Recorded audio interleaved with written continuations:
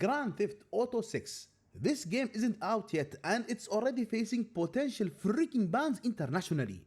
According to recent reports, an influential public organization in Russia has called for GTA 6 to be blocked entirely, citing concerns over immoral and destructive content.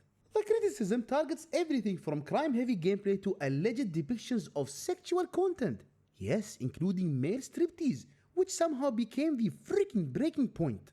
The call to ban the game didn't come from a random internet forum or an angry parent Facebook group, and the accusation Rockstar Game faces is of deliberately harming society's moral fabric.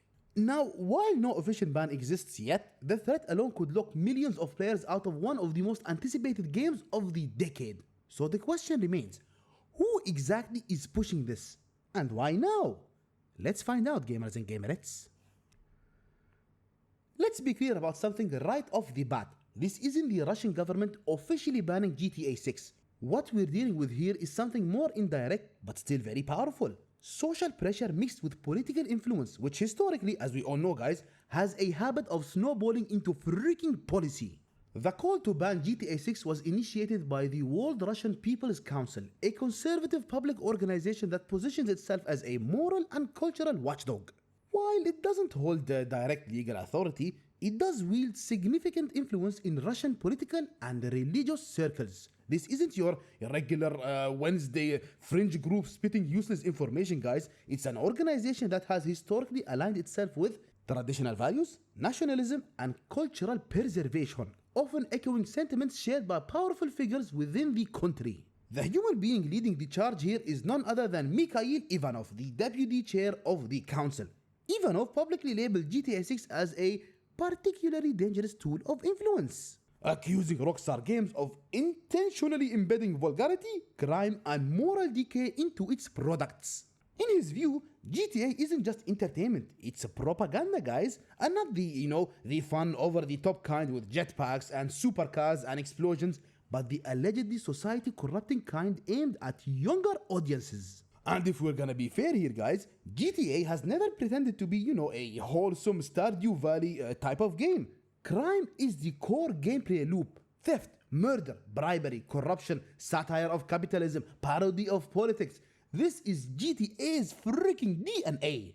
That's been true since Grand Theft Auto 3, the game that pushed the series fully into 3D and turned it into an icon in the gaming freaking world. But Ivanov argues, his argument isn't about shock value, it's about influence. Specifically, influence on youth.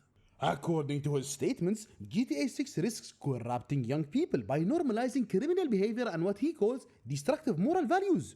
Okay, he claims Rockstar deliberately includes this content, not accidentally or incidentally, but as a conscious design choice. And from his perspective, that makes the game incompatible with what he describes as the moral health of society. One specific flashpoint in this controversy is the reported inclusion of male striptease content in GTA 6. Yes guys, I kid you not, out of all the things GTA is known for, armed robberies, mass murder, ultimate destruction in side missions, this is what triggered the loudest freaking reaction.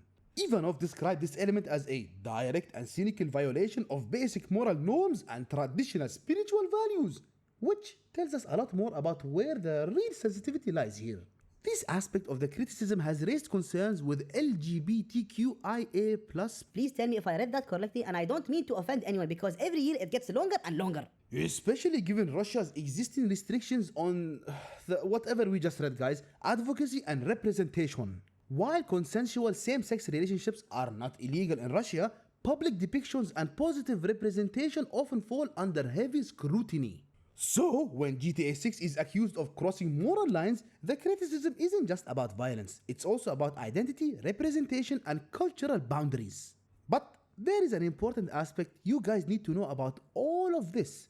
The World Russian People's Council cannot enforce a ban on its own. This authority lies with Roskomnadzor. Please tell me if I read that correctly again. The federal agency responsible for managing Russia's list of prohibited materials. Historically, this agency has focused more on books, films, websites, and social platforms than focusing on video games. However, it has intervened in gaming before. most notably when it restricted access to Roblox over child safety concerns in late 2025. That's why the statements Ivanov's making is they're kind of important. They're not the law itself. They're more like a signal, a public pressure tactic aimed at forcing either government action or compliance from Rockstar itself. In fact, Ivanov explicitly suggested that Rockstar could avoid a ban by releasing a sanitized version of GTA 6 for the Russian market. He's proposing to release a version stripped of content deemed immoral. So basically, he's proposing to release Coca-Cola without the sparkles and the bubbles. Interesting. Which leads us to the real question here. If the pressure succeeds, who actually pays the price? Because we damn well know it's not the politicians and it's not the organizations. Let me give you a hint. It's you who's watching the freaking video.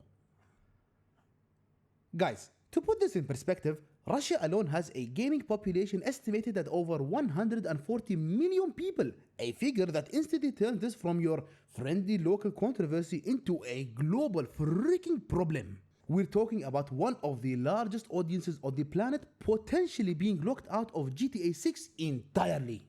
And the timing of this controversy actually matters a lot, guys, because GTA 6 isn't just an annual release you skip and then you catch next year. The last main entry, GTA 5, launched back in 2013. Now let that number and that huge gap sink in a bit. By the time GTA 6 is scheduled to release in November 2026, We already know they're going to delay it even more. fans will have waited more than 13 freaking years. We're talking about people who started GTA 5 in high school and now will boot up GTA 6 while being in a job, while being married, while being a parent, while having a mortgage, while having all kinds of diseases at their age. And during that gap, GTA 5 dominated the freaking market. It sold over 190 million copies, spanned 3 console generations, and turned Rockstar Games into this untouchable mogul. GTA Online became its own world, influencing everything from live service models to monetization strategies across the freaking industry. So, when GTA 6 finally arrives, it's not just another release. It's a groundbreaking moment. And blocking access to that moment doesn't just, frustrate the fans and make them angry, it isolates them from a global event. If the ban passes, Russian players wouldn't just miss out on the single player experience, they'd be cut off from GTA Online's shared world. No community events, no social madness, no participation in what will almost certainly be one of the biggest online launches ever. Games nowadays, they live and breathe through shared experiences, streaming platforms, mods, and social media interaction. A ban effectively removes players from the timeline of gaming freaking history. But of course, history tells us that bans don't always mean absence. They often mean workarounds. VPNs, imported copies, grey market accounts. These methods already exist and would almost certainly surge if GTA 6 were restricted. But that would also mean it would create a two-tier experience. One group playing normally and another jumping through hoops just to access content everyone else gets by default. And by doing so, it raises additional risks. We're talking account bans, security issues, payment limitations, all things that disproportionately affect everyday players rather than the publishers. From Rockstar's perspective, the financial impact would be, yes, it would be noticeable, but it won't be fatal. Losing access to a market of this size will hurt them, but GTA 6 is still projected to break records globally. The bigger concern is precedent. If one influential country successfully pressures Rockstar to alter or restrict content, others may follow. We've already seen GTA face bans or restrictions in countries like Thailand, Malaysia, and the United Arab Emirates in the past. A new high-profile ban could reopen those doors or even open new ones. There is also a matter of a small creative angle.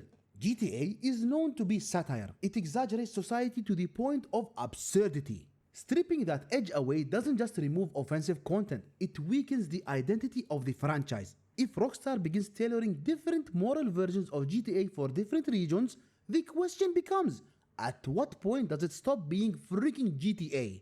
For the players though, the worst case outcome isn't just not playing GTA 6. It's being told after 13 years of waiting that the game everyone else is experiencing simply isn't meant for you. That kind of frustration slowly festers and grows, and when entertainment becomes politicized at this scale, it tends to push communities further underground. Sure, they might resolve one issue, but they will create 10 issues in return. Now that we've talked about the current situation and analyzed it just a bit, I'm going to give you my honest take about all of this. Guys, this isn't a new problem at all. What we're seeing with GTA 6 isn't some unprecedented moral emergency. It's the same outdated thinking that's followed games for decades, colliding headfirst with how modern games actually work.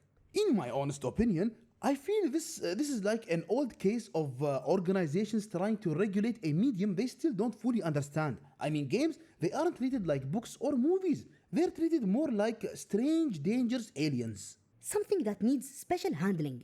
And honestly, I don't think that mindset evolved since the early days of panic around violent games. Despite the industry maturing, audiences aging, and players becoming more media literate than ever.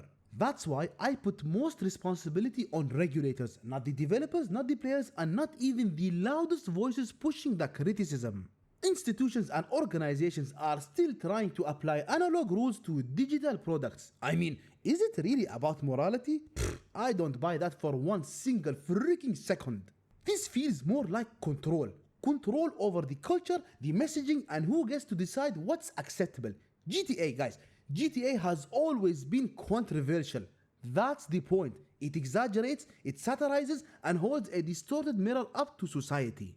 All of a sudden, acting shocked by that in 2026 is like buying a Lamborghini and complaining it's too freaking fast. And guys, I don't want you to take the wrong idea about me. I don't think this situation is harmless at all. But I also don't think we know how serious it will actually become.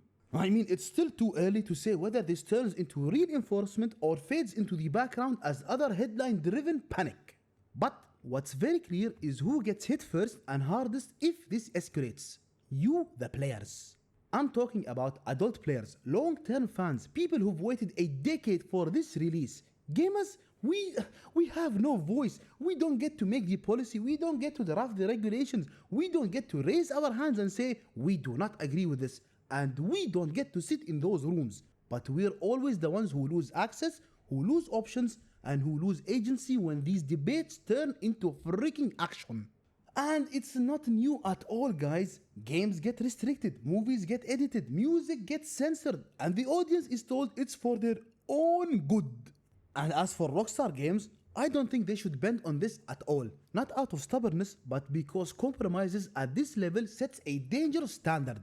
GTA is what it is because Rockstar commits to its vision and lets the audience decide. That doesn't mean it's being reckless, but it does mean trusting the market and the players rather than preemptively sanitizing creative work to satisfy every potential objection. If Rockstar starts carving out exceptions here and there, where does it stop? Which country's standards become the default? Which cultural line matters more than another? You really can't build a global game by designing it around the most restrictive possible interpretation of freaking morality. And this whole thing, if we zoom out just a little bit, this whole thing fits into a much larger pattern. Moral panic repeating itself every generation. It happened with comic books, it happened with rock music, it happened with movies, it happened with video games before, and it's happening again now. Different decade, same arguments, same fear of influence, same belief that restriction equals protection. And through all of it, gamers remain the collateral damage, which leaves us with a very familiar ending. The debate will rage, the headlines will fade, and players will once again be the ones paying the price, whether the ban happens or not. What do you guys think about all of this? Will a ban actually solve anything, or will it just push players towards workarounds and grey markets? Should millions of adult players be restricted, or should responsibility fall on age ratings and parental controls instead? Drop your thoughts down below. Or else I will ask YouTube to ban my content worldwide. I think I'm known in half a village only. And guys, thank you once again for watching the video. If you enjoyed it, please consider leaving a like and subscribing for more content in the future. Take care, and I'll see you in the next one.